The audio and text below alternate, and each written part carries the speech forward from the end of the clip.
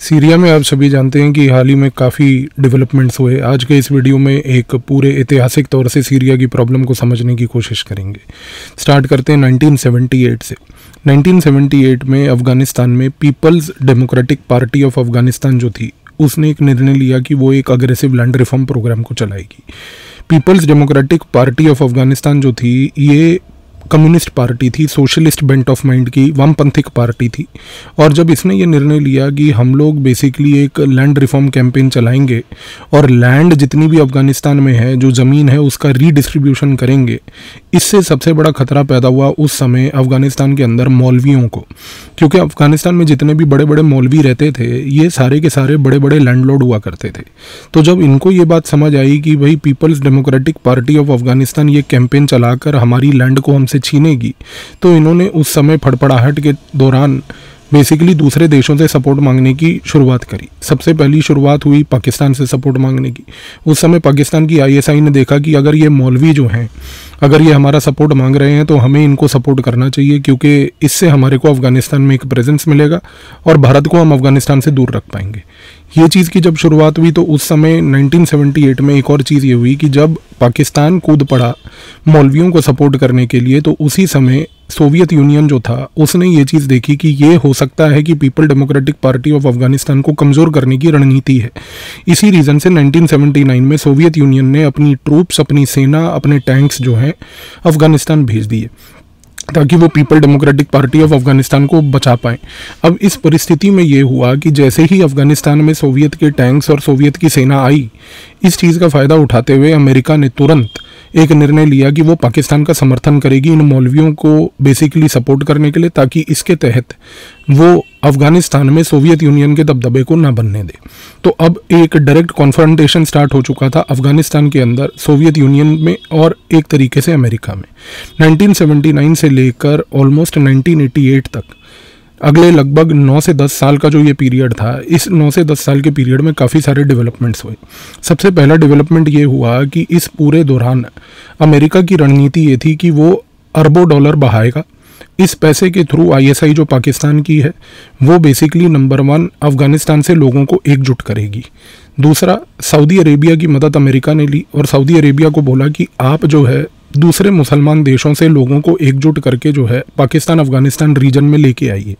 तो अब दो तरह से आप देखिए कि लोगों का मोबिलाइजेशन हो रहा था। एक तरीका था कि जिसके तहत पाकिस्तान अपने ही लोगों को, अफ़गानी लोगों को एकजुट कर रहा था। दूसरा, सऊदी अरेबिया जो है वो बाकी मुसलमान देशों से लोगों को एकजुट कर रही थी। ये सारे के सारे लोगों को इकट्ठा करके पहले अफ़गानिस्तान, पाकिस्तान, पेशावर, क्वेटा के रीजन में लाया गया। इसके बाद यहाँ से एक एक करके इन लोगों को छोटे छोटे बैचेज में डालकर अमेरिका ले जाया गया। अमेरिका ने 1979 में एक ऑपरेशन चालू किया जिसका नाम था ऑपरेशन साइक्लोन। इस ऑपरेशन साइक्लोन के तहत अमेरिका जो है लोगों को, जो बाकी मुसलमान देशों से एकजुट होकर आ रहे थे और जो अफ़गानिस्तान, पाकिस्तान से एकजुट होकर आ रहे थे, इन सभी लोगों को एक एक करके बैचेज में ऑपरेशन साइक्लोन के तहत वो पहले तो ब्रुकलिन लेकर गया। ब्रुकलिन में, न्यूयॉर्क में उन्होंने एक अल खिफा रेफ्यूजी सेंटर नाम की एक संस्था बना रखी थी। अल खिफा रेफ्यूजी सेंटर जो था, वो बाहर से सिर्फ एक रेफ्यूजी सेंटर था, पर अंदर से वो CIA का एक ट्रेनिंग कैंप था। इस दौरान यहाँ पर सबसे पहली बात, अल खिफा रेफ्यूजी कैंप में इन लोगों को रेडिकल ट्रेनिंग दी गई। इन लोगों को असला बारूद कैसे चलाना है उसकी ट्रेनिंग दी गई। इसके बाद इन लोगों को एडवांस्ड कोर्स कराने के लिए वर्जीनिया में CIA के ट्रेनिंग कैंप्स में ले जाया गया और इनको वहाँ से तैयार करके फिर वापस पेशावर, क्वेटा लाकर अफ़गानिस्तान में छोड़ा गया। अब एक चीज़ तो तय हो गई कि इस ऑपरेशन साइक्लोन के तहत ब्रुकलिन में ट्रेनिंग, इसके बाद वर्जीनिया में ट्रेनिंग देने के बाद जब ये लोगों को अफ़गानिस्तान, पाकिस्तान के बॉर्डर पर वापस लाया जाता था, तो यहाँ पर अमेरिका ने, सऊदी अरेबिया ने और पाकिस्तान ने मिलकर एक ऑफिस बना रखा था जिसका नाम था मकदल अल खदमत, MAK, यानी कि मकदल अल खदमत, यानी कि मैक। तो मैक एक ऐसा प्लेटफॉर्म था जिसके तहत ये लोग बेसिकली जितने भी मुजाहिदीनों को ट्रेन कर कर ला रहे थे, उनको सोवियत के खिलाफ लड़ने के लिए अफ़गानिस्तान में भेज रहे थे। अब ये लड़ाई 1979 से लेके 1988 तक तो चली। 1988 में इन सारे मुजाहिदीनों ने पहली बात तो सोवियत के खिलाफ एक अग्रेसिव लड़ाई लड़कर अफगानिस्तान से सोवियत को भगाने की कोशिश करी। दूसरी सबसे बड़ी चीज़, इस लड़ाई में कुछ बड़े महत्वपूर्ण लोग भी थे। उनमें से सऊदी अरेबिया से आया हुआ एक व्यक्ति जो सूडान का नेशनल था, उसका नाम था Osama bin Laden. Osama bin Laden जो है वो डॉक्टर अब्दुल्ला आज़म के साथ आया था। डॉक्टर अब्दुल्ला आज़म जो थे वो सऊदी अरेबिया में यूनिवर्सिटी में, किंग अब्दुल अजीज़ यूनिवर्सिटी में एक प्रोफेसर थे। और किंग अब्दुल अजीज़ यूनिवर्सिटी जो सऊदी अरेबिया में है, जहाँ पर अब्दुल्ला आज़म पढ़ाया करता था, उसी का एक विद्यार्थी था ओसामा बिन लादेन। तो जब basically Abdullah Azzam Saudi Arabia से उठकर पेशावर आया तो उसी समय वो अपने साथ लेकर आया ओसामा बिन लादेन को भी। और दूसरा एक बड़ा महत्वपूर्ण व्यक्ति ओसामा बिन लादेन के सवाए इस एरिया में जो था, उस व्यक्ति का नाम था अयमन अल जवारी। अयमन अल जवारी पेशे से तो एक डॉक्टर था। तो डॉक्टर अयमन अल जवारी की अगर हम बात करें तो ये व्यक्ति आया था इजिप्ट से। अब इजिप्ट में इस व्यक्ति ने वहाँ पर छोटे छोटे इखवान क्लिनिक लगा रखे थे। इखवान क्लिनिक के तहत ये बेसिकली इजिप्ट के अंदर लोगों को फ्री मेडिकल ट्रीटमेंट दिया करता था। तो ये कहना गलत नहीं होगा कि अयमन अल जवारी का इजिप्ट में दबदबा काफ़ी था, क्योंकि फ्री मेडिकल एड के तहत उसने अपनी पकड़ बना रखी थी। अब सबसे बड़ी चीज़ क्या हुई, इजिप्ट से जब अयमन अल जवारी आया, सऊदी अरेबिया से जब अब्दुल्ला आज़म और ओसामा बिन लादेन आया, ये सारे लोग जब एकजुट होकर अफगानिस्तान में आए और जब इनको बेसिकली वर्जीनिया और ब्रुकलिन से ऑपरेशन साइक्लोन के तहत ट्रेंड मुजाहिदीन प्रोवाइड किए गए, तो अमेरिका की CIA ने ग्राउंड ऑपरेशंस रन करके Ayman al Zawahiri, Osama bin Laden को रन करते हुए, उनको कंट्रोल करते हुए अफगानिस्तान में सोवियत के खिलाफ ये कैंपेन लगवाया। दिक्कत क्या हुई? दिक्कत सारी ये हुई कि 1987-88 तक एक बात तो स्पष्ट हो गई कि अमेरिका ने ओसामा बिन लादेन का प्रयोग किया, ओसामा बिन लादेन के साथ साथ अयमन अल जवारी का प्रयोग किया, और उनका उद्देश्य अफगानिस्तान में किसी प्रकार की सरकार बनाने का नहीं था। उनका उद्देश्य इस्लाम की इस्लामिक सरकार बनाने का अफगानिस्तान में कतई ही नहीं था। उनका सिर्फ ऑब्जेक्टिव ये था कि हम इस्लाम का एक ढाल यूज़ करके, एक शील्ड यूज़ करके जो है किसी भी तरीके से सोवियत को अफगानिस्तान से भगाएं। और दूसरी बात, उनका सबसे बड़ा उद्देश्य ऑपरेशन साइक्लोन का ये भी था कि यदि हम सोवियत को इन इस्लामिक जिहादियों के थ्रू भगा देते हैं तो कल को इन इस्लामिक जिहादियों को दूसरे देशों में भी हम प्रयोग करके अगली लड़ाई इस्लामिक जिहाद के लिए जो है लड़ना शुरू कर सकते हैं। तो क्योंकि अमेरिका को एक बात समझ आ चुकी थी, 1988 तक अमेरिका को ये समझ आ चुका था कि यदि सोवियत यूनियन अगर अफगानिस्तान को छोड़कर गया तो इसके बाद सोवियत यूनियन कोलैप्स कर जाएगा। और वो हुआ भी कि 1990 में सोवियत यूनियन कोलैप्स करने लग गया। अमेरिका को दूसरी चीज़ ये समझ आ गई थी कि यदि सोवियत यूनियन कोलैप्स करा तो फिर हम उसके बाद लड़ेंगे किससे? हमारे को लड़ाई तो जारी रखनी है, क्योंकि हमारे को अपनी मिलिट्री इंडस्ट्रियल कॉम्प्लेक्स को चलाते रहना है। अब अगर सोवियत यूनियन ही खत्म हो जाएगा तो फिर किसी से तो लड़ना है। तो अफगानिस्तान वो थिएटर था जहाँ पर ये एक्सपेरिमेंट किया गया कि इस्लामिक जिहादियों को क्रिएट करके अब हम आगे की जीवन की लड़ाई इनसे लड़ेंगे। तो जैसे ही सोवियत यूनियन 1990 के दशक में ख़त्म होता है, उसके बाद अमेरिका की सारी लड़ाई जो है, पहली बात तो इस्लामिक जिहादियों के फेवर में जो है लड़ाई शुरू हो जाती है। अब देखिए क्या हुआ 1989 में, खास करके जब हम देखते हैं कि भाई सोवियत यूनियन अफगानिस्तान को छोड़कर चला गया, और उस समय जब Ayman al Zawahiri, Osama bin Laden, ये लोग जो दोनों के दोनों मगदल अल खदमत मैक से एसोसिएटेड थे, जब इन दोनों लोगों को ये खेल समझ आया तो इन दोनों लोगों ने मगदल अल खदमत को छोड़कर सबसे पहले तो अलकायदा नाम का एक संगठन बनाया। अब अलकायदा नाम के ये संगठन को बनाने के बाद इनका उद्देश्य था कि अब अगले एक दशक बैठ के ये लोग प्लान करेंगे कि ये अमेरिका से रिवेंज कैसे ले पाएं। अयमन अल जवारी ने और ओसामा बिन लादेन ने, जो कि दोनों के दोनों अलकायदा से जुड़ चुके थे, जो उनकी खुद की क्रिएटेड एक संस्था थी, इस संस्था का प्रयोग करके उन्होंने 9/11 का अटैक 2001 में किया। 9/11 के अटैक के बाद एक चीज़ तो तय हो गई कि भाई उस समय इस अटैक के बाद अमेरिका ने ये जो नैरेटिव जो उसने पहले ही सोच रखा था कि अब हमें इस्लामिक जिहाद के खिलाफ एक लड़ाई लड़नी है, अब वो जिहाद के खिलाफ लड़ाई लड़ने के लिए उसको एक नया नज़रिया मिल गया। इसी रीज़न से आप देखिए कि 2001 में जब 9/11 अटैक होता है, इसके बाद ओसामा बिन लादेन को ब्रांड किया जाता है कि ये अटैक आपने किया। सारी रिस्पॉन्सिबिलिटी इस अटैक की अलकायदा खुद क्लेम भी करती है कि ये अटैक हमने किया। और इसके बाद सबसे बड़ी ब्यूटी ये होती है कि अमेरिका एक ग्लोबल वॉर ऑन टेररिज्म को डिक्लेयर कर देता है, और इस ग्लोबल वॉर ऑन टेररिज्म को अगले 2 दशक चलाया जाता है 2001 से लेकर 2021 तक, ताकि इस ग्लोबल वॉर ऑन टेररिज्म के नाम पे अमेरिका जो है अब एक नया इस्लामिक जिहाद के खिलाफ एक नई लड़ाई मोलकर अपने मिलिट्री इंडस्ट्रियल कॉम्प्लेक्स को चला पाए। पर समस्या यहाँ ख़त्म नहीं होती। समस्या शुरू होती है इनफैक्ट 2001 में ग्लोबल वॉर ऑन टेररिज्म के बाद, क्योंकि 2001 में अमेरिका सबसे पहले अफगानिस्तान को इन्वेड करता है, क्योंकि अफगानिस्तान में उस समय ओसामा बिन लादेन ने बैठकर 9/11 की पूरी प्लानिंग की थी। तो जाहिर सी बात है कि ये सबसे पहले अफगानिस्तान को लपेटेंगे। लेकिन ये लोग सिर्फ अफगानिस्तान पे नहीं रुकते, ये उसके बाद क्या करते हैं कि ये 2003 में अमेरिका वाले जाकर इराक को इन्वेड कर देते हैं। इराक में उस समय होता है सद्दाम हुसैन। सद्दाम हुसैन के बारे में एक चीज़ समझनी है, और इराक के बारे में भी एक चीज़ समझनी है। इराक की 35% जनता जो है वो सुन्नी है, और लगभग 60% जनता जो है वो है शिया मुसलमान। यानी कि यह कहना गलत नहीं होगा कि इराक एक शिया डोमिनेटेड कंट्री है। दूसरा, क्योंकि इराक में 2003 तक एक व्यक्ति था जिसका नाम था सद्दाम हुसैन। सद्दाम हुसैन जो है वो खुद एक सुन्नी रूलर था। अब एक सुन्नी रूलर, एक सुन्नी माइनॉरिटी रूलर, एक मेजॉरिटी पॉपुलेशन शिया पॉपुलेशन के ऊपर पूरा कंट्रोल और दबदबा बना के बैठा था। तो ये बात भी गलत नहीं है कहना कि भाई शियाज के ऊपर कंट्रोल पूरा का पूरा यदि किसी व्यक्ति के पास था तो वो था बेसिकली और कोई नहीं बल्कि सद्दाम हुसैन, जो कि सुन्नी मुसलमान था। दिक्कत क्या थी? दिक्कत ये थी कि क्योंकि सद्दाम हुसैन सुन्नी था, सद्दाम हुसैन अपने आप में एक बहुत बड़ी पावर बनता जा रहा था। सऊदी अरेबिया जो अपने आप को सुन्नी मुसलमान का लीडर कहती है और अपने आप को सुन्नी वर्ल्ड का एक लीडर मानती है, वो सद्दाम हुसैन से बड़ा निराश था। तो अमेरिका को प्रोवोक करने का काम कि आप सद्दाम को हटाइए, सद्दाम को निपटाइए, ये काम में सऊदी अरेबिया का 2003 में बहुत बड़ा हाथ था। और सऊदी अरेबिया के कहने पर और उसके मोटिवेशन में आने में अमेरिका ने 2003 में सबसे पहले तो इराक के ऊपर भी इन्वेजन कर दिया। अब इराक को इन्वेड करके उन्होंने क्या किया? सद्दाम हुसैन को हटा दिया। अब आप खेल समझिए, जैसे ही सद्दाम हुसैन हटा, यानी कि एक सुन्नी रूलर हटा, तो सारी की सारी कमान जो है तुरंत 2003 में शिया के हाथों में आ गई, क्योंकि शिया जो थे वो 60% से अधिक थे इराक में।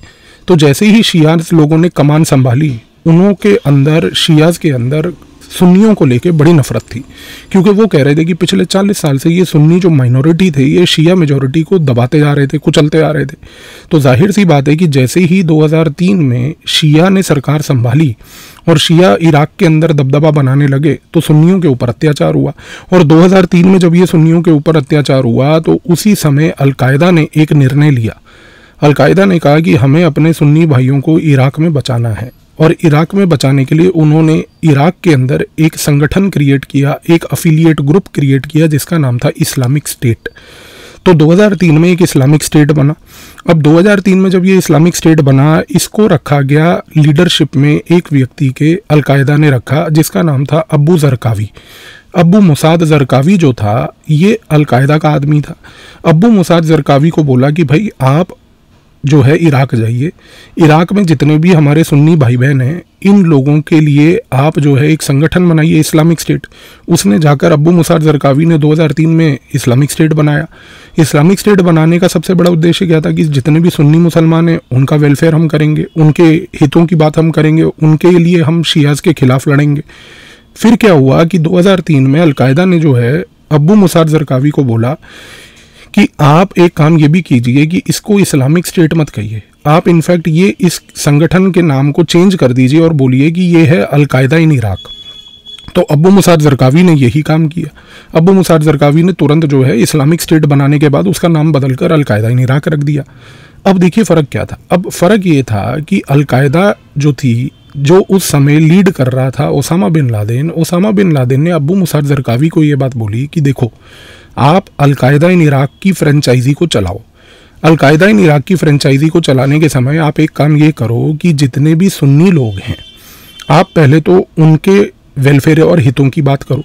दूसरा, ओसामा बिन लादेन ने एक बड़ी महत्वपूर्ण बात बोला कि देखो शिया मुसलमान को मारने का हमारा कोई उद्देश्य नहीं है, आफ्टर ऑल वो भी मुसलमान है।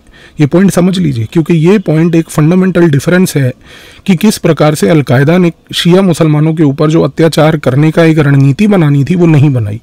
क्योंकि ओसामा बिन लादेन के विचार के तहत अगर हम उसके विचारों को समझें तो वो व्यक्ति ने ये बात बोली कि अलकायदा के लिए दुश्मन शिया मुसलमान नहीं है, अलकायदा के लिए सबसे बड़ा दुश्मन अमेरिका है।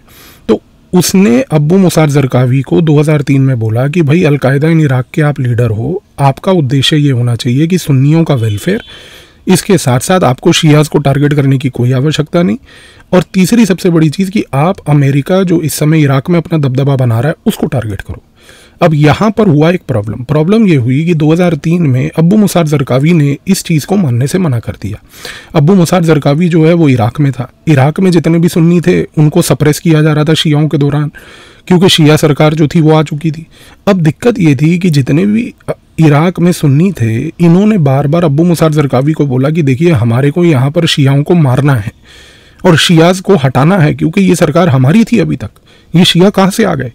तो जाहिर सी बात है कि इस दबाव में अब्बू मुसार ज़रकावी ने अलकायदा इन इराक का प्रयोग करके सबसे पहली बात तो जो है शियाज को टारगेट करना शुरू कर दिया। अब ओसामा बिन लादेन और अब्बू मुसार ज़रकावी के बीच में ये डिफरेंसेस पैदा हो गए। ओसामा ने फिर से जो है ज़रकावी को बुला के बोला कि भैया आप जो कर रहे हैं वो गलत है, आप शियाज को टारगेट मत कीजिए। अच्छा, ये अब्बू मुसार ज़रकावी सिर्फ यहाँ नहीं रुका। अब्बू मुसार ज़रकावी ने अलकायदा इन इराक का प्रयोग करके एक और काम करना शुरू कर दिया। उसने कई सुन्नियों को भी मारना चालू कर दिया, और ख़ास करके वो सुन्नी जो शियाओं का साथ दे रहे थे। तो उसने अपने सुन्नी भाइयों को भी नहीं छोड़ा, उसने जो है शियाज को टारगेट किया, और उसने हर एक वो चीज़ करी जो अलकायदा का ऑब्जेक्टिव नहीं था। इस कॉन्टेक्स्ट में 2006 में एक रणनीति के तहत अलकायदा ने आकर एक अनाउंसमेंट करके ये बात बोली कि हम अलकायदा इन इराक, अब्बू मुसार ज़रकावी, इन लोगों के साथ अपना नाता तोड़ते हैं। तो 2006 में अलकायदा इन इराक से जो है अपना नाता तोड़ दिया, और अलकायदा इन इराक जो है उसका नाम भी जो है वो बोला कि अब ये हमारा नाम भी प्रयोग नहीं कर सकते क्योंकि ये हमारी फ्रेंचाइजी नहीं है। तो 2006 में अलकायदा इन इराक का नाम वापस से इस्लामिक स्टेट हो गया। अब्बू मुसार ज़रकावी जो था उसको 2006 में अमेरिका के एक ऑपरेशन में मार गिराया गया। इसके बाद दिक्कत ये हुई कि 2010 में ये जो संगठन था इस्लामिक स्टेट, इसकी कमान संभालनी शुरू करी एक व्यक्ति ने जिसका नाम था बेसिकली अबू बकर अल बगदादी। 2010 तक ऐसी परिस्थिति हो गई थी कि ज़रकावी जा चुका था, अलकायदा इन इराक वापस से इस्लामिक स्टेट हो चुका था। इस्लामिक स्टेट जो है अब उसकी कमान 2010 तक आई अबू बकर अल बगदादी के लीडरशिप में। अब अबू बकर अल बगदादी के लीडरशिप में जैसे ही वो आई, उसने फिर से वही काम करने चालू कर दिए। उसने शिया को भी मारा, उसने सुन्नियों को भी मारा, वही सारी चीज़ें हो रही थी। लेकिन जब ये चीज़ें शुरू हुई तो 2011 में एक और चीज़ हुई। 2011 में सीरिया में एक सिविल वॉर चालू हो गई। अब सीरिया के बारे में दो शब्द आप लोगों को पता होने चाहिए। सीरिया में लगभग 1963 से बशर अल असाद और उसके पिता हाफिज अल असाद जो थे, इनकी लीडरशिप थी। 1963 में एक मिलिट्री कू हुआ था। इस मिलिट्री कू के तहत जो है हाफिज अल असाद जो है, हाफिज अल असाद बशर अल असाद का बाप था। हाफिज अल असाद ने उस समय 1963 में एक मिलिट्री कू करके सबसे पहले तो कमान को संभाला। दूसरी बात, हाफिज अल असाद ने जब 1963 में सीरिया की कमान को संभाला तो उस समय उसने बाथिस्ट पार्टी का सहयोग लिया, और वो बाथिस्ट पार्टी का लीडर था। बाथ पार्टी जो है वो एक पॉलिटिकल पार्टी थी सीरिया में। बाथ पार्टी जो है वो एक सोशलिस्ट वामपंथी सोच वाली पार्टी थी। तो हाफिज अल असाद बाथ पार्टी से जुड़ा हुआ, 1963 में मिलिट्री कू करके उसने कमान संभाल के पावर को अक्वायर किया। हाफिज अल असाद के मरने के बाद उसके कमान को उसके बेटे के कंट्रोल में यानी कि बशर अल असाद के कंट्रोल में दे दिया गया। तो यानी कि अगर हम देखें तो पिछले 60 सालों से हाफिज अल असाद और बशर अल असाद यानी कि असाद परिवार ही सीरिया पे रूल कर रहा है। दूसरी चीज़ याद रखिएगा, बशर अल असाद जो है और जिसका बाप हाफिज अल असाद था, ये लोग असाद जो हैं ये बेसिकली एक शिया मुसलमान के सेक्ट को फॉलो करते हैं, और वो शिया मुसलमानों का जो गुट है उसको हम कहते हैं अल्लावी गुट। अब ये जो अल्लावी गुट है ये एक शिया मुसलमानों का ही गुट है। तो जाहिर सी बात है कि जब असाद परिवार ने कंट्रोल संभाला था उस समय से 1963 से लेके अब तक सीरिया का, और क्योंकि असाद परिवार एक शिया परिवार था तो जाहिर सी बात है कि इनको ईरान का सपोर्ट तो मिलेगा ही मिलेगा, क्योंकि ईरान सबसे बड़ा शिया पावर था। अब सबसे बड़ी बात क्या है? सबसे बड़ी बात यह है कि जब असाद ने संभाला कमान, हाफिज अल असाद के बाद बशर अल असाद, तो असाद का रूल चल रहा था। 2011 में क्या हुआ कि सीरिया में क्राइसिस हुआ। अब ये क्राइसिस कैसे हुआ? ये क्राइसिस था अरब स्प्रिंग का हिस्सा। 2011 में अमेरिका ने अरब स्प्रिंग को क्रिएट किया। सोशल मीडिया का प्रयोग करके वो बेसिकली मिडल ईस्ट के रेजिम्स को गिराना चाहते थे। उनमें से इनको था कि एक रेजिम जो है ये बशर अल असाद का, इसको भी गिरा देंगे। तो 2011 में एक अरब स्प्रिंग नाम का एक CIA का प्रोजेक्ट आया जिसके तहत उन्होंने जितने भी मिडल ईस्ट के अंदर तानाशाह थे उनको गिराकर डेमोक्रेसी लाने की एक मुहिम चलाई। अब हुआ क्या कि जाहिर सी बात है कि जब ये मुहिम उस समय सीरिया में आई तो अरब स्प्रिंग के तहत सीरिया में एक जो है गृह युद्ध यानी कि सिविल वॉर चालू हो गई। अब जब ये सिविल वॉर स्टार्ट हुई उस समय तो जाहिर सी बात है कि असाद के खिलाफ एक लड़ाई मोली गई। अब जब असाद के खिलाफ एक लड़ाई मोली गई और असाद क्योंकि सीरिया में एक शिया सेक्ट का रूलर था तो जाहिर सी बात है कि ये चीज़ तो तय हो गई कि भाई उसके खिलाफ बहुत सारे लोगों को उकसाया गया अमेरिका ने। अब जब ये चीज़ हो रही थी तो 2011 में एक चीज़ और हुई कि सीरिया के बगल में जो इराक था, इराक में इस्लामिक स्टेट था। इस्लामिक स्टेट संगठन उस समय अबू बकर अल बगदादी के कंट्रोल में था। जब बगदादी ने ये चीज़ देखी कि सीरिया में बेसिकली एक केओस हो रखा है, वायलेंस हो रखी है, सिविल वॉर चल रहा है, सीरिया में जो है किसी का कंट्रोल नहीं है, बशर अल असद जो है वो भी कंट्रोल करने में नाकाम हो रहा है, तो उसी समय सबसे इम्पोर्टेंट चीज़ ये हुई कि अबू बकर अल बगदादी ने 2011 में एक निर्णय लिया कि भाई हम इराक में तो हैं ही हैं, हम अपना दबदबा अब सीरिया में भी बनाते हैं। तो इसके तहत ये हुआ कि 2013 में सबसे पहले तो अबू बकर अल बगदादी ने इस्लामिक स्टेट का एक वर्ग जो है उनके लोगों को लेकर वो सीरिया पहुंचा। अब जैसे ही वो सीरिया पहुंचा वहां पर देखा उसने कि भाई इधर तो कोई कानून व्यवस्था नहीं है, कानून व्यवस्था के धज्जियां उड़ी हुई हैं। तो उसने क्या करना शुरू करा कि इस्लामिक स्टेट के तहत 2013 में सबसे पहले उसने सीरिया के अंदर लैंड को ऑक्यूपाई करना चालू कर दिया।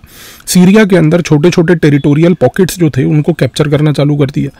जैसे ही उसने 2013 में सीरिया के अंदर जाकर ये टेरिटोरियल पॉकेट्स को कैप्चर किया तो उसने अपना दबदबा इराक से लेकर सीरिया तक बना लिया। और इसके बाद 2014 में उसने दो काम किए। तो 2014 में अबू बकर अल बगदादी ने सबसे पहले तो अपने उस संगठन इस्लामिक स्टेट जो इराक में था उसका नाम बदलकर अब रखा Islamic state in Iraq and Syria. तो 2014 में पैदा हुआ आइसिस। अब दूसरी चीज़ क्या हुई कि अबू बकर अल बगदादी ने सबसे पहले ये भी बोला कि आइसिस जो है Islamic state in Iraq and Syria उसका खलीफा मैं हूँ। तो उसने अपने आप को खलीफा भी डिक्लेयर कर दिया। अब ये डिक्लेयर करने के बाद उस समय अलकायदा जो था उसने बेसिकली रीच आउट किया आइसिस को। अलकायदा 2014 में काफ़ी बदल चुका था क्योंकि 2011-12 में ऑपरेशंस के तहत पहली बात तो ओसामा बिन लादेन को मार गिराया था। जब ओसामा बिन लादेन को मार गिराया था तो उसके बाद अलकायदा की पूरी लीडरशिप थी आयमन अल जवारी के कमान में। 2014 में जब Islamic state in Iraq and Syria का गठन हुआ और क्योंकि ये एक सुन्नी संगठन था और क्योंकि उस समय ये संगठन अबू बकर अल बगदादी के कंट्रोल में था तो 2014 में आयमन अल जवारी जो कि अलकायदा का नया लीडर ओसामा बिन लादेन के बाद बन चुका था उसने बेसिकली अबू बकर अल बगदादी से एक संपर्क साधा। उसने बगदादी को एक बात बोली। उसने बगदादी को बोला कि देखो, पहली बात तो आपने जो ये सीरिया में टेरिटरी ऑक्यूपाई करी है ये काम नहीं करना चाहिए क्योंकि किसी भी जिहादी संगठन को ये कार्य से दूर रहना चाहिए। हमें कोई टेरिटरी कैप्चर नहीं करनी है। हमारा सिर्फ लड़ाई अमेरिका के खिलाफ है, अमेरिका के साथ साथ यहूदियों के खिलाफ है। हमें इन लोगों से लड़ना चाहिए। अबू बकर अल बगदादी ने सबसे पहले बोला कि भाई देखिए ऐसा है अलकायदा, आपको जो करना है आप कीजिए। Islamic state in Iraq and Syria के तहत हमें जो करना है हम अपने आप करेंगे। वैसे भी आप लोगों ने अबू मुसाद जरकावी के बाद हमारे से संपर्क नहीं साधा था तो आपको संपर्क साधने की ज़रूरत नहीं है। अब जाहिर सी बात है कि अलकायदा के सामने एक ये आइसिस नाम का नया संगठन एक कॉम्पिटिटर ग्रुप बन चुका था। अब इसको अंडरकट करने के लिए अलकायदा ने 2015 में एक नया निर्णय लिया। निर्णय ये लिया कि उन्होंने सीरिया में जाकर सुन्नी मुसलमानों के हितों के लिए दोबारा से बातचीत करने के लिए एक नया संगठन क्रिएट किया मोहम्मद अल जुलानी के लीडरशिप में और उस संगठन का नाम रखा जबत अल नुसरा। अब जबत अल नुसरा नाम का ये जो संगठन बना जिसको अल नुसरा के नाम से भी जाना जाता है, इसको बनाया अलकायदा ने। इसको अलकायदा ने 2015 में इसलिए बनाया क्योंकि वो चाहते थे Islamic state in Iraq and Syria को काउंटर करने के लिए। वो चाहते थे कि भाई Islamic state in Iraq and Syria जो है उसको बेसिकली किसी तरीके से डिस्करेज किया जाए कि वो जो ये टेरिटरी को कैप्चर कर रहा है, लैंड कैप्चर कर रहा है, सिटी पे सिटी कैप्चर कर रहा है, ये काम ना करे। वो फोकस करे वही चीज़ पे जो अलकायदा चाहती थी। अब क्योंकि जबत अल नुसरा को बनाने वाले अलकायदा के लोग थे, आयमन अल जवारी ने अल जुलानी को लीडरशिप में रखा अल नुसरा की, तो उसने सबसे पहले अल नुसरा और अल जुलानी जो उसका लीडर था मोहम्मद अल जुलानी उसको ये बात बोली कि आप सिर्फ सुन्नी हितों के बारे में चर्चा कीजिए। आप फोकस कीजिए कि भाई सुन्नी मुसलमानों के इंटरेस्ट जो हैं इराक के अंदर, सीरिया के अंदर, खास करके सीरिया से स्टार्ट करके आप उनको पहली बात तो प्रोटेक्ट कीजिए। अब जैसे ये हुआ क्योंकि सीरिया के अंदर उस समय मोहम्मद अल जुलानी था, सीरिया के अंदर अल नुसरा एक फ्रंट क्रिएट किया गया। तो ये चीज़ देखकर उस समय अबू बकर अल बगदादी ने 2015 में अल नुसरा को बोला कि आप हमारे से जुड़ जाइए। अब अल नुसरा जो लीडर था जिसका मोहम्मद अल जुलानी, अब उसके मन में एक डिलेमा आ गया। डिलेमा ये आ गया कि भाई एक जगह पर मुझे क्रिएट तो अलकायदा ने किया, और दूसरी बात यह है कि भाई यहाँ पर आईसिस नाम का संगठन है जो कि ग्राउंड लेवल पर अलकायदा से ज़्यादा दबदबा रखता है, तो अब मैं क्या करूँ। तो अनफॉर्चुनेटली 2015-16 में इस कन्फ्यूजन को दूर करने के लिए एक नीति अपनाई गई। नीति ये अपनाई गई कि 2016 में मोहम्मद अल जुलानी ने बोला कि भाई मेरा नाता अलकायदा से है ही नहीं, मैं जो है अल नुसरा का खुद का लीडर हूँ। अब देखिए यहाँ पर सारा खेल स्टार्ट होता है। 2016 में परिस्थिति ये है कि एक जगह पर अल नुसरा है जो अलकायदा से अपना नाता तोड़ के अब कहता है कि मैं एक अलग संगठन हूँ। एक संगठन आईसिस है जो कहता है कि भाई हमें वो काम कोई नहीं करना जो अलकायदा हमें कहती है, और एक संगठन है अलकायदा जो कहती है कि हमें आईसिस को कंट्रोल करना है और अल नुसरा का प्रयोग करके आईसिस को दबाना है। तो इस कन्फ्यूजन को जो पूरा उस समय क्रिएट हो रहा था कि कौन किसके साथ है और कौन करना क्या चाहता है, यहाँ पर CIA फिर से कूद गई। 2016 में CIA जो है उसने बेसिकली मोहम्मद अल जुलानी जो है उसका प्रयोग करना चालू कर दिया। उसने मोहम्मद अल जुलानी को बोला कि देखो ये जो तुम्हारा अल नुसरा है जिसको क्रिएट तो अलकायदा ने किया था, लेकिन अब तुम अलकायदा से अपना नाता तोड़ चुके हो, तुम हमारे पास आओ, तुम हमारे पास आओ, हम तुम्हें सपोर्ट करेंगे क्योंकि हम तुम्हारा प्रयोग करके, बल्कि पहली बात तो आईसिस को भी टैकल करेंगे, तुम्हारा प्रयोग करके जो है दूसरा हम अलकायदा को भी टैकल करेंगे। इस कॉन्टेक्स्ट में मोहम्मद अल जुलानी 2016 से पहली बात तो CIA का एक एसेट बन गया। 2016 में दूसरी चीज़ क्या हुई, दूसरी चीज़ ये हुई कि CIA ने अल नुसरा के लीडर मोहम्मद अल जुलानी को एक नए संगठन में डाला ताकि उसका जो नाता अलकायदा से जुड़ा था वो ख़त्म हो जाए। तो अल नुसरा से जुड़े हुए सारे लोग, मोहम्मद अल जुलानी को एक नया संगठन दिया गया 2016 में जो CIA ने क्रिएट किया जिसका नाम था जबत फ़तेह अल शम। अब जबत फ़तेह अल शम जो है ये एक थर्ड संगठन बन गया। अब अल नुसरा ख़त्म हो चुका था, तो जब जबत फ़तेह अल शम बना जिसका लीडर मोहम्मद अल जुलानी था, इसका प्रयोग करके CIA ने अब आईसिस को और अलकायदा को टारगेट करना पहली बात तो चालू करा। दूसरी बात 2017 में ये जो संगठन था जबत फ़तेह अल शम, इसने सीरिया के अंदर और इराक के अंदर बाकी छोटे छोटे जितने भी ग्रुप्स थे उन सबको जोड़ना शुरू कर दिया। उन सबको भी जोड़ना शुरू कर दिया जो अलकायदा से भी निराश थे, जो आईसिस से भी निराश थे। और 2017 में जबत फ़तेह अल शम ने जब इराक और सीरिया में अलकायदा और आईसिस से निराश बाकी सारे छोटे छोटे ग्रुप्स को एकजुट किया, इसके बाद CIA ने इन सारे छोटे छोटे ग्रुप्स की मदद करी और 2017 में पैदा हुआ hayat tahrir al-Sham HTS आया कहाँ से? ये आया जबत फ़तेह अल शम से। जबत फ़तेह अल शम आया कहाँ से? ये था अल नुसरा आया कहाँ से था? वो था अलकायदा का। तो ये पूरी लाइन ऑफ थॉट आपको क्लियर होनी चाहिए। अब 2017 में जब hayat tahrir al-Sham HTS बन चुका था तो एक चीज़ तो तय हो गई कि भाई अब HTS का प्रयोग कैसे किया जाए। 2017 से 2020 HTS बन चुका है, 3 साल उसका जो नया लीडर था मोहम्मद अल जुलानी। अब सारा खेल था कि इसका प्रयोग कैसे किया जाए। इस कॉन्टेक्स्ट में 2017 से 2020 CIA ने HTS यानी कि hayat tahrir al-Sham और उसका जो लीडर था मोहम्मद अल जुलानी, इन्होंने उसको इकट्ठा किया और उसको ले जाकर बेसिकली ये इंश्योर किया कि ये व्यक्ति जो है मोहम्मद अल जुलानी, इसको एक नए कॉन्सेप्ट की ट्रेनिंग दी जाए। और वो नया कॉन्सेप्ट था बेसिकली, बहुत इम्पोर्टेंटली, एक ऐसा कॉन्सेप्ट जिसका नाम था डेवलपमेंटल टेररिज्म। ये एक नया कॉन्सेप्ट है, डेवलपमेंटल टेररिज्म। पहली बार 2017 से 2020 में अमेरिका ने ये डेवलपमेंटल टेररिज्म मॉडल को एक्सपेरिमेंट किया।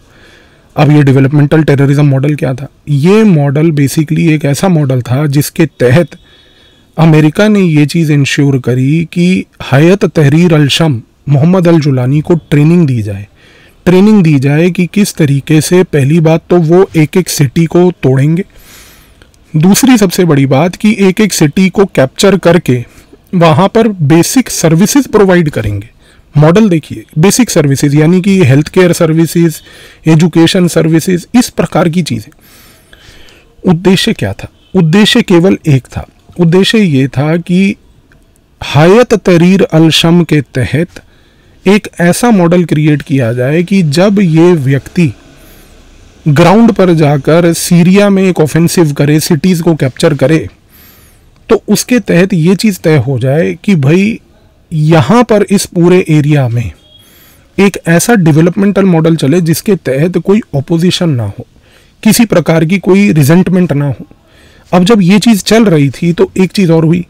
इसी दौरान 2017 से 2020 तक अफगानिस्तान के अंदर अमेरिका की सरकार धीरे धीरे रिट्रीट कर रही थी। अब जब अमेरिका की सरकार धीरे धीरे रिट्रीट कर रही थी तो 2021 में क्या हुआ, तालिबान ने अफगानिस्तान का टेक ओवर कर लिया। जैसे ही तालिबान ने अफगानिस्तान का टेक ओवर किया, एक चीज़ तो तय हो गई कि इस टेक ओवर के बाद पहली बात तो तालिबान को इस प्रकार से पोजीशन किया गया अफगानिस्तान में कि तालिबान अब कोई टेररिज्म नहीं करेगी। तालिबान को बोला गया कि अब आप चुपचाप जो है अफगानिस्तान के अंदर सरकार चलाइए। अब तालिबान भी एक ऐसा संगठन था, वही संगठन जो बेसिकली बना था और तैयार हुआ था इस प्रकार की हरकत के लिए कि जिसके तहत उद्देश्य ये होगा कि भाई वो पहले तो लड़ाई करेगा, लेकिन अब लड़ाई का कॉन्सेप्ट खत्म हो चुका था। तो तालिबान को इस प्रकार की ट्रेनिंग दे दी गई थी कि अब आप जो है जाकर अफगानिस्तान के अंदर सरकार चलाइए। 2021 से जब अफगानिस्तान में तालिबान सरकार चला रही थी, इसी दौरान हायत तहरीर अल शम का ये जो व्यक्ति मोहम्मद अल जुलानी था, 2021 से इसको भी अफगानिस्तान ले जाकर CIA ने ट्रेनिंग दी। और इसको ट्रेनिंग ये दी कि भाई आप भी ये इंश्योर कीजिए, आप भी ये चीज़ इंश्योर कीजिए कि आप जाकर अफगानिस्तान में सीखिए कि किस प्रकार से एक पुराना संगठन तालिबान जैसा जो वायलेंस किया करता था, अब वो जाकर बेसिकली ये इंश्योर कर रहा है कि वो एक डेवलपमेंटल मॉडल के तहत सरकार चलाने का काम कर रहा है। तो ये हायत तहरीर अल शम और मोहम्मद अल जुलानी को जो ट्रेनिंग दी गई तालिबान की तरफ से भी और तालिबान के साथ साथ भी, ये नंबर 1 गेम चेंजर थी। नंबर 2 सबसे महत्वपूर्ण, 2021 तक अमेरिका को एक चीज़ समझ आ चुकी थी। अमेरिका को ये समझ आ चुका था कि देखो हमारे लिए अलकायदा कोई सिरदर्दी नहीं है। उसको ये समझ आ चुका था कि भाई अबू बकर अल बगदादी को हम लोग मार चुके हैं, वो हमारे लिए सिरदर्द नहीं है। हमारे लिए सिरदर्द है रशिया। और 2021 तक रशिया इसलिए सिरदर्द था क्योंकि रशिया जो है असाद को सपोर्ट कर रहा था। रशिया इसलिए सिरदर्द था क्योंकि रशिया जो है जब तक असाद को सपोर्ट करेगा तो असाद जो है वो सीरिया में रह के अपना दबदबा बनाए रखेगा, रशिया को भी वहाँ पर प्रेजेंट रखेगा।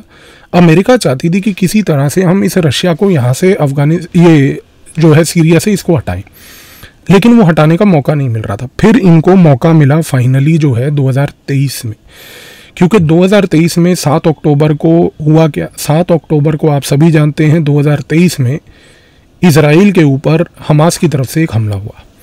इसके बाद इजराइल और हमास का एक युद्ध चालू हो गया। जब इजराइल और हमास का ये युद्ध 2023 में चालू हुआ, उस दौरान अमेरिका ने एक निर्णय ले लिया कि इस युद्ध का फ़ायदा उठा के पहली बात तो इजराइल हमास को निपटाएगा और इस युद्ध की आड़ में, इसके अक्कड़ में हम जाकर सबसे पहले ये इंश्योर करेंगे कि हम असाद के रिजीम को निपटाएं। 2023 तक आप ये भी याद रखिए कि उस समय रशिया जो है वो यूक्रेन के युद्ध में ऑक्यूपाइड था ऑलरेडी। तो क्योंकि रशिया की सारी अटेंशन यूक्रेन पे थी, उसकी अटेंशन असाद पे कम थी। यहाँ पर हायत तहरीर अल शम को ट्रेन कर दिया गया था एक डेवलपमेंटल टेररिज्म मॉडल से। उसको ऑलरेडी सिखा दिया गया था कि भाई आप जो है ये इंश्योर करेंगे कि चाहे कुछ भी हो जाए, आप ये इंश्योर करेंगे कि आपको टेररिज्म के बाद जो है एक डेवलपमेंटल मॉडल तालिबान टाइप पेश करना है। तो एक चीज़ तो तय हो गई थी कि इन सारी चीज़ों को मद्देनज़र रखते हुए ये बात तय हो गई कि 2023 7 अक्टूबर के बाद अमेरिका की रणनीति पूरी बदल गई। अमेरिका को ये समझ आ गया कि यदि रशिया इस समय यूक्रेन के युद्ध में बिजी है तो ये चीज़ का हमें फ़ायदा उठाना है। इस चीज़ का फ़ायदा उठा के ये इंश्योर करना है कि हम हर हालात में जो है असाद के रजीम को गिरा दें। और 2024 में फिर इवेंचुअली यही हुआ कि 2024 में इस असाद के रजीम को गिराने के लिए हायत तहरीर अल शम का प्रयोग किया गया। इसको धीरे धीरे ट्रेन कर जो है सीरिया भेजा गया। जैसे जैसे ये सीरिया जाता गया, इसने एक एक सिटी को ऑक्यूपाई किया और इवेंचुअली ये जो है दमिश्क तक पहुंच के इन्होंने असाद को भी भगा दिया। असाद इस समय नाकाम रहा इस पूरे गेम को रोकने के लिए। उसका सबसे बड़ा कारण क्या था, क्योंकि उस समय असाद को जो है रशिया का सपोर्ट मिल नहीं पाया। क्योंकि रशिया व्यस्त था यूक्रेन के युद्ध में। तो रशिया की अटेंशन यूक्रेन में जो डाइवर्टेड थी, उस अटेंशन का फ़ायदा उठाते हुए इन्होंने सीरिया के अंदर पहली बात तो रेजिम चेंज कर दिया। अब हायत अल तहरीर अल शम जो है, इसने पावर भी जो है कमान संभाल ली। और अब आप देखिए कि जैसे ही ये मोहम्मद अल जुलानी आया, इसने आते सर क्या बोला, हम कोई लड़ाई नहीं करेंगे, हम जो है विकास करेंगे, हम जो है सीरिया को एक स्टेबल स्टेट बनाना चाहते हैं। डेवलपमेंटल मॉडल ऑफ टेररिज्म, ये नया कॉन्सेप्ट है, ये पहली बार एक्सपेरिमेंट हो रहा है यहाँ पर। अब चीज़ क्या थी? अब चीज़ ये थी कि इस पर्टिकुलर चीज़ के बाद अब हायत तहरीर अल शम जो है, क्योंकि ये सीरिया में आ चुका है, असाद यहाँ से जा चुका है, अब सबसे बड़ा सवाल यहाँ पर पहली बात तो ये उठता है कि मिडिल ईस्ट के बाकी राज्यों में अब यहाँ पर क्या होगा। सबसे पहले अगर हम बात करें टर्की की, तो एक चीज़ तो तय है, टर्की जो है अभी तक असाद रेजिम का सपोर्ट करा करती थी।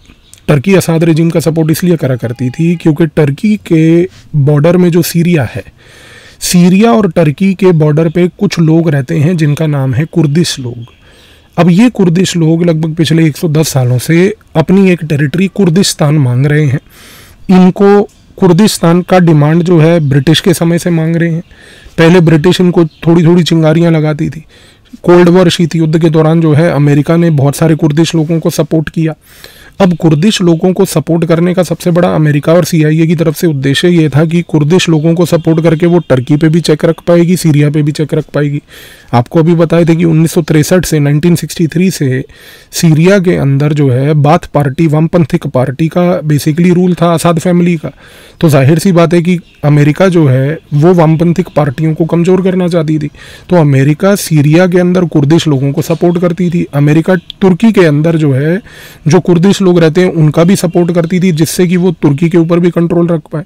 अब ये सारी चीज़ से खेल क्या हुआ, तुर्की जो है over a period of time उसने असाद रेजिम का सपोर्ट करना चालू करा। तुर्की ने असाद रेजिम का सपोर्ट इसलिए किया क्योंकि तुर्की ये चीज़ चाहता था कि यदि असाद रेजिम का हम सपोर्ट करेंगे तो इस असाद के साथ समर्थन बनाने के बाद कम से कम पहली बात ये जो कुर्दिश लोग हैं ये अपना कुर्दिस्तान को तोड़ने की जो मुहिम चला रहे हैं, जो अमेरिका बैकएंड से चलवा रही है, इस चीज़ को चेक करने में वो नाकाम रहे। अब हुआ क्या, अब देखिए कि आज की डेट में यदि असाद का रेजिम अगर गिर जाता है, असाद का रेजिम अगर फॉल कर जाता है, तो इस रेजिम फॉल होने के बाद एक चीज़ तो तय है, और वो चीज़ ये तय है कि यहाँ पर अब जो कुर्दिश लोग हैं ये दोबारा से रीएक्टिवेट हो जाएंगे। CIA अब पूरी कोशिश करेगी इस मोमेंट पे कि इन कुर्दिश लोगों को रीएक्टिवेट करके वो ये इंश्योर करे कि भाई यहाँ पर हर हालात में अब कुर्दिश लोगों के तहत तुर्की के ऊपर एक नज़र रखी जाए और तुर्की को कमज़ोर किया जाए। तो तुर्की के लिए असाद का रेजिम गिरना एक नया सिरदर्द बन सकता है, क्योंकि तुर्की जो है अब कुर्दिश लोगों को किस प्रकार से कंट्रोल करेगी या नहीं करेगी, ये एक समस्या देखने वाली है। तो आने वाले समय में कुर्दिश लोगों के तहत यदि मान लीजिए तुर्की के अंदर अलग अलग जगहों पर अगर अटैक हों, तो हमें ये चीज़ देखकर कोई दिल बड़ी आश्चर्यजनक चीज़ नहीं होनी चाहिए, क्योंकि अब ये CIA कुर्दिश लोगों का प्रयोग करके तुर्की को डिस्टेबलाइज करेगी। दूसरे पावर पे आते हैं रशिया। रशिया मैंने आपको बताया कि अभी हमेशा से असाद को सपोर्ट करती आ रही थी। उसका सबसे बड़ा उद्देश्य ये था कि जो असाद रेजिम है उसने बेसिकली दो जगहें, टार्टस और लताकिया, ये दो ऐसे स्थान थे जहां पर रशिया को उसने अपने नेवल बेस बनाने के लिए परमिशन दी थी। अब क्योंकि उसने वो नेवल बेस बनाने की परमिशन वहाँ पर बेसिकली दी थी टार्टस और लटाकिया में, अब जाहिर सी बात है कि रशिया का प्रेजेंस यानी अगर सीरिया में होगा तो रशिया को सीरिया में रह के वार्म वाटर पोर्ट्स यानी कि गर्म पानी वाले जो पोर्ट्स हैं, सामान्य पानी वाले पोर्ट्स जो हैं, उनका एक्सेस मिलेगा। यानी कि रूस अगर मान लीजिए सीरिया में आता है और सीरिया यानी कि टार्टस और लटाकिया में रूस को नेवल बेस बनाने की सहमति देती है, तो रूस एक ऐसे स्थान पर मिडल ईस्ट में था जहां पर वो मेडिटेरेनियन एरिया में रहकर पूरे के पूरे मिडल ईस्ट पे एक नज़र रख पा रहा था। अब जाहिर सी बात है कि असाद के रेजिम के फॉल के बाद टार्टस और लटाकिया के ये जो दो उसके पोर्ट्स थे, ये दोनों के दोनों पोर्ट्स अब बेसिकली ख़त्म हो जाएंगे। तीसरी सबसे बड़ी चीज़ ईरान। ईरान हमेशा से मैंने आपको बताया कि असाद रेजिम का सपोर्ट करता था। ये असाद रेजिम का सपोर्ट इस कारण से करता था क्योंकि ईरान, पहली बात तो असाद क्योंकि एक अल्लावी शिया था तो उसका सपोर्ट और समर्थन करना उसके हित में था। दूसरी सबसे बड़ी बात, ईरान को हमेशा ये लगता था कि भाई असाद का रेजीम जो है और सीरिया जो है, सीरिया क्योंकि 2011 से एक बेसिकली गृह युद्ध यानी कि सिविल वॉर की परिस्थिति में है, तो इस कॉन्टेक्स्ट में ईरान को ये लगता था हमेशा से कि हम जितना भी लेबनान में हिजबुल्ला को सपोर्ट करने का कार्य है वो बेसिकली सीरिया के थ्रू कर पाए। तो ईरान ने सीरिया को एक ब्रिज बना के रखा हुआ था हिजबुल्ला का समर्थन करने के लिए। हिजबुल्ला जिसको लेबनान में ईरान समर्थन देती है उसका प्रयोग करके वो इजराइल पे टारगेट करती है। दूसरा सबसे बड़ी बात कि सीरिया एक ऐसी टेरिटरी बन चुकी थी ईरान के लिए कि ईरान सीरिया में सिर्फ हिजबुल्ला को समर्थन नहीं देता था, ईरान सीरिया का प्रयोग करके एक ऐसी टेरिटरी का प्रयोग करके वो ये भी इंश्योर किया करता था कि वो हमास को भी समर्थन दे। तो जाहिर सी बात है कि आज की परिस्थिति में जहाँ पर इजराइल हमास के बीच में एक युद्ध चल रहा है और हमास बिल्कुल कमज़ोर हो चुका है, इजराइल और हिजबुल्ला के बीच में एक लड़ाई चल रही है जिसमें हिजबुल्ला कमज़ोर हो चुका है, और तीसरा यहाँ पर जो है अब असाद का रेजिम भी जा चुका है। तो अब आप ईरान के नज़रिए से सोच के देखिए कि ईरान के लिए समस्या क्या है। ईरान के लिए समस्या ये है कि हिजबुल्ला कमज़ोर हो चुका है, हमास कमज़ोर हो चुका है, असाद का रेजिम जा चुका है, यानी कि वो ब्रिज जिसके तहत वो हिजबुल्ला और हमास को सपोर्ट करता था वो ख़त्म हो गया। तो इस परिस्थिति में एक चीज़ तो तय है कि असाद का जाना ईरान के लिए एक गहरी समस्या है आने वाले फ्यूचर में। ईरान क्या करेगा अभी चर्चा करते हैं। इसके बाद हम आते हैं इजराइल के कॉन्टेक्स्ट में। इजराइल इस समय सबसे खुश देश है क्योंकि इजराइल हमास को भी कमज़ोर कर चुका है, हिजबुल्ला को कमज़ोर कर चुका है, और यहाँ पर अगर आज की डेट में मान लीजिए हायत तहरीर अल शम मोहम्मद अल जुलानी जो CIA का एसेट है, यदि वो व्यक्ति आज की डेट में सीरिया पे कमांड कंट्रोल पाके बैठा है तो एक चीज़ तो तय है कि इस नज़रिए से ये चीज़ अब तय हो जाएगी कि सीरिया जो है उसके गिरने के बाद इजराइल इस समय सबसे खुश देश है। लेकिन उसके लिए भी एक पॉइंट ऑफ निराशा है ईरान को लेके, जिसके बारे में मैं अभी 1 मिनट बाद चर्चा करूंगा। लेकिन इसके साथ साथ अब 1 मिनट के लिए चर्चा करते हैं सऊदी अरेबिया और UAE के लिए। समस्या ये है कि सऊदी अरेबिया UAE इस बात से तो खुश हैं कि एक शिया का जो रेजीम था खास करके सीरिया में वो गिर गया, लेकिन वो इस बात से निराश हैं कि यहाँ पर ये जो व्यक्ति हायत तहरीर अल शम का आया है जिसका नाम मोहम्मद अल जुलानी है, ये व्यक्ति बेसिकली इजिप्ट के एक संगठन मुस्लिम ब्रदरहुड से काफ़ी अच्छे नाते रखता है। इजिप्ट में ये जो संगठन है मुस्लिम ब्रदरहुड जो 1920 में हसन अल बन्ना ने बनाया था, ये एक संगठन है जो इजिप्ट को सऊदी अरेबिया के टक्कर में खड़ा करने के लिए बैठा है। अब सऊदी अरेबिया UAE मिलकर मुस्लिम ब्रदरहुड जो इजिप्ट में है उसको काउंटर करते रहते हैं। उनको ये लगता है कि मुस्लिम ब्रदरहुड हमारे लिए एक प्रॉब्लम और समस्या है, क्योंकि उनको ये लगता है कि भाई सुन्नी मुसलमान के लीडर हम हैं। मुस्लिम ब्रदरहुड कहता है कि नहीं, सुन्नी मुसलमान के लीडर सऊदी अरब और UAE नहीं बल्कि इजिप्ट है, बल्कि इजिप्ट के साथ सीरिया है। अब दिक्कत ये है कि जितने भी यहाँ पर सीरिया के लोग हैं, या फिर चाहे मोहम्मद अल जुलानी हो, हायत तहरीर अल शम हो, कोई भी हो, ये सारे लोग पहली बात तो मुस्लिम ब्रदरहुड के इस पॉइंट से काफ़ी समर्थन रखते हैं। तो सऊदी अरेबिया और UAE के लिए मोहम्मद अल जुलानी का आना, हायत तहरीर अल शम का आना, ये उनके लिए कोई कंफर्टेबल सिचुएशन नहीं है, क्योंकि उनको पता है कि इन लोगों के जो मुस्लिम ब्रदरहुड के प्रतीक विचार हैं वो विचार हमारे लिए कंफर्टेबल नहीं है। लेकिन सबसे बड़ी बात, अमेरिका इस मोमेंट पर सबसे खुश है, क्योंकि अमेरिका ने पहली बात तो रशिया का एक किला जिसका नाम था सीरिया उसको ढहा दिया है, गिरा दिया है, और सबसे बड़ी बात ईरान एक कमज़ोर परिस्थिति में आ चुका है। हिजबुल्ला हमास का जो वो समर्थन करता था वो धीरे धीरे कम हो चुका है। लेकिन इस सारी परिस्थिति में अब फ्यूचर क्या है, 2 पॉइंट बड़े महत्वपूर्ण हैं जिनको आपने याद रखना है। पहला पॉइंट, आने वाले समय में एक चीज़ तय है, हायत तहरीर अल शम के इस सक्सेस को देखने के बाद आज की डेट में इंटेलिजेंस संस्थाएं जो विश्व की हैं उनमें एक डिबेट ये चल रहा है कि इसके बाद अफ्रीका के अंदर जितने अफ्रीका के आज की डेट में इस्लामिक ग्रुप हैं, ये सारे ग्रुप भी हायत तहरीर अल शम का मॉडल अपनाकर वेस्टर्न अफ्रीका के इलाके में, खास करके जहाँ पर ये ज़्यादा एक्टिव है, वहाँ पर भी ये एक एक करके स्टेट्स को गिराएंगे। और ट्रंप के आने के बाद जब ट्रंप ने ये बात बोल दी है कि भाई अमेरिका अपने मुद्दों से मकसद रखेगा, उसको विश्व में क्या हो रहा है कोई लेन देन नहीं, तो ये हाई प्रोबेबिलिटी है कि आने वाले समय में अमेरिका के इस व्यवहार के कारण एक चीज़ तो तय हो जाएगी कि अफ्रीका, खास करके वेस्टर्न अफ्रीका में जो इस्लामिक टेररिस्ट ग्रुप्स हैं इस समय, वो हायत तहरीर अल शम को एक आइडल बनाकर, उस मॉडल को अपनाकर वेस्टर्न अफ्रीका के रेजिम्स को गिराने की कोशिश करेंगे। दूसरी सबसे बड़ी बात, ईरान इस समय एक बड़ी गंभीर परिस्थिति में है, क्योंकि ईरान का सीरिया का किला ढह चुका है। सीरिया के किले ढहने के कारण से अब वो हिजबुल्लाह हमास को सपोर्ट नहीं दे पाएगा।